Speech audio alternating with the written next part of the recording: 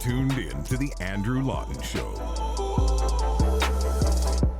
There is, as you know, this ongoing debate in Ottawa, and it's a debate being it's underway across the country, I think, probably more so elsewhere than it is in the nation's capital, on assisted suicide. The government has committed to a very ideological approach that is vastly expanding eligibility for what they call MAiD, the euphemism, medical assistance in dying. And one of these expansions includes the ability for someone to access this when they're dealing not with an irremediable physical medical condition, but someone who's dealing only with a mental health condition. And that is so key here, because sometimes the symptom of a mental illness is wanting to end your life. So how can the so-called cure or treatment to that condition also be ending your life?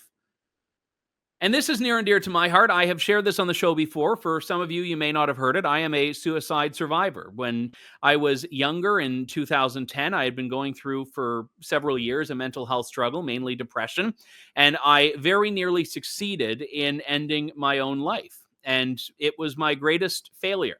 And it's a failure I'm tremendously proud of, because all the things I have in life since then, my career, my life, my friends, my wife, has come about because I found a path and a hope that I did not know was possible. And it is heartbreaking on a very personal level. Set aside the policy of it. When I see a government so committed to this idea that ending your life with the state's assistant is a right that no one has the ability to interfere with.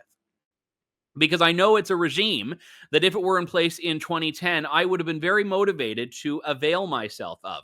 And the doctors, the care workers that told me, no, you don't get to end your life, we're going to help you, would have been compelled to do the opposite, to assist me with what was a very flawed and ill approach.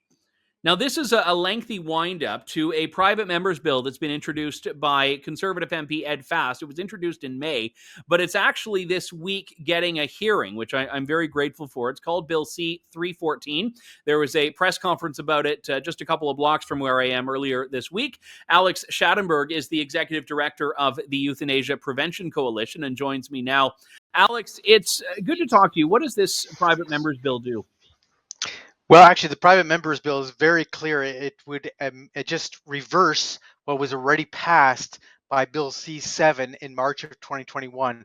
So Bill C-7 was the bill that expanded euthanasia and assisted suicide in Canada, we call MAiD. It expanded it to include people who are not terminally ill. One of the things that bill did is it allowed for euthanasia for mental illness alone, but they put a 2-year moratorium on that.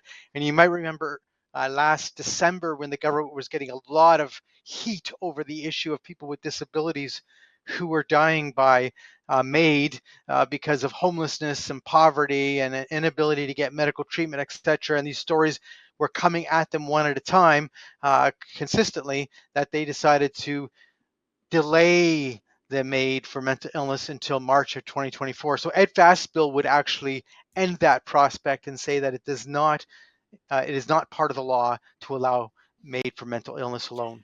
This has been, obviously there's an ideological aversion to assisted suicide in general among a lot of social conservatives in Canada and some other people as well.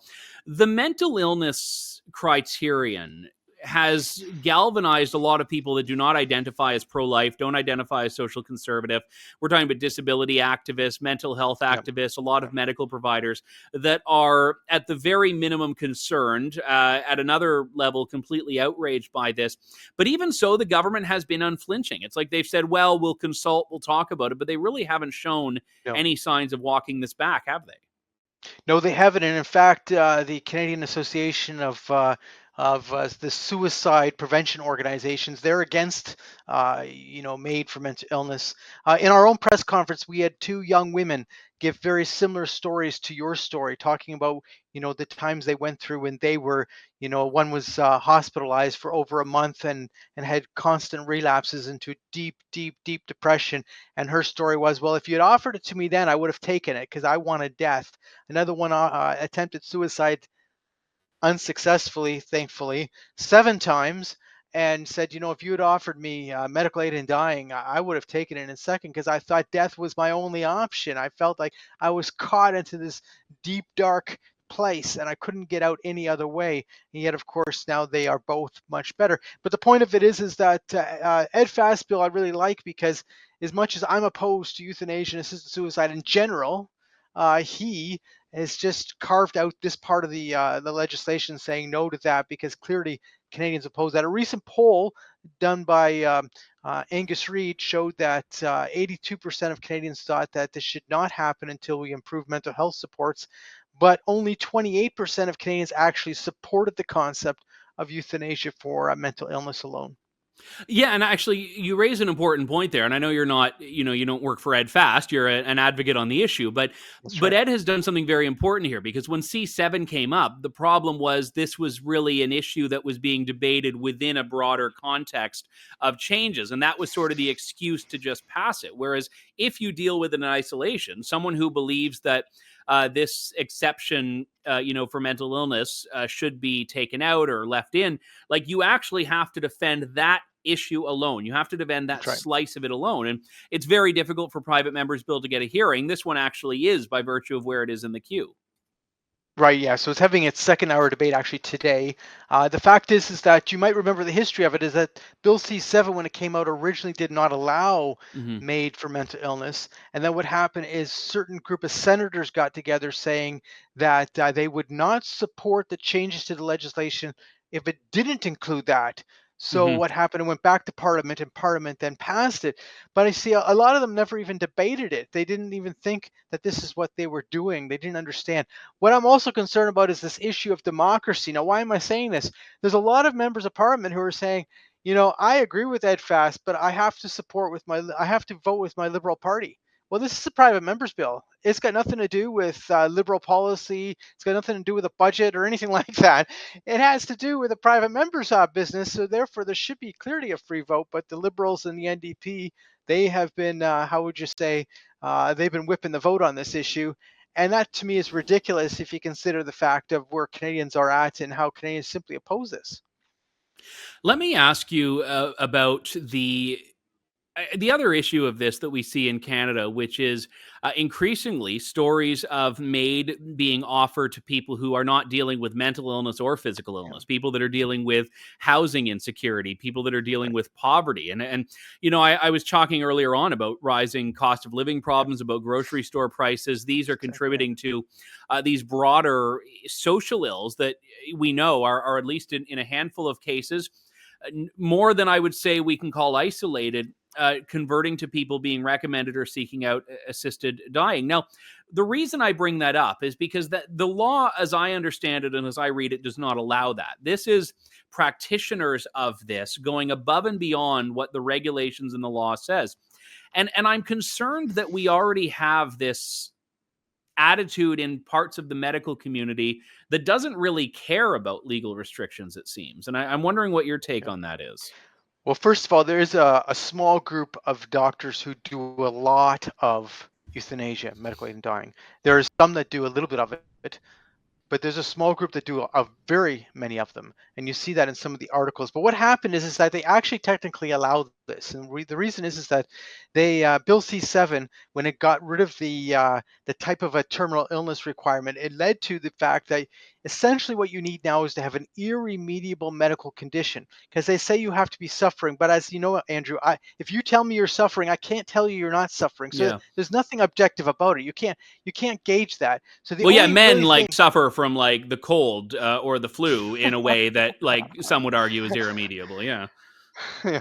Well, you threw that in because your wife probably reminded you of that. But anyway, the fact of it is that the fact of it is that if you have an irremediable medical condition, essentially means that people with disabilities really do qualify almost all the time for medical aid in dying in Canada, and that's what's been happening. So these people who are going through really quite extreme poverty or homelessness, or a lot of them, they had a situation where they were really having a hard time getting the medical treatment they needed. So that had to do with the access to our medical system, which is also a whole nother issue that we know is a serious problem. Anyway, they were then saying, I have no choice because I cannot continue living this way, so I will ask for euthanasia MAiD. They were being approved based on their disability. So they weren't being approved based on their poverty. They were requesting it based on their poverty or their homelessness or the inability to get their medical treatment. And there's a few other reasons that are all social issues, serious social ills within our country. And of course, the thing of homelessness has just exploded. And there's many reasons for that. And you could do multiple shows on that one. But the fact of it is that when you're getting such a high level of homelessness, you can see how somebody with a disability who can't get access to social housing because they have a limited income, they're sick enough that they can't work, they can't get access to social housing, they're in fear of ending up on the streets, but they do qualify for euthanasia. So we can't get them a house or a place to live, but yeah, we can kill you. And that's somehow going to be about freedom, choice, and autonomy, which is, of course, the big joke of the whole thing. It's not about freedom, choice, and autonomy at all. It's really about abandonment when it comes down to it. Yeah, it's heartbreaking all around. I'm glad Ed Fast is, who, by the way, I mean, look, I don't know Ed Fast all that well. He's not exactly like a hardline social conservative culture war crusader. So he's actually probably one of the best people to put this forward because he's fairly moderate. And it's unfortunate from what you've said that the other parties are not taking it in that tone and working with him on this. But hopefully if we get the public pressure up there, that might be able to change. Alex Schadenberg, Euthanasia Prevention Coalition. Thanks for coming on, Alex. Thank you so much for having me. Thank you. All right. Yep. Thanks for listening to The Andrew Lawton Show. Support the program by donating to True North at www.tnc.news.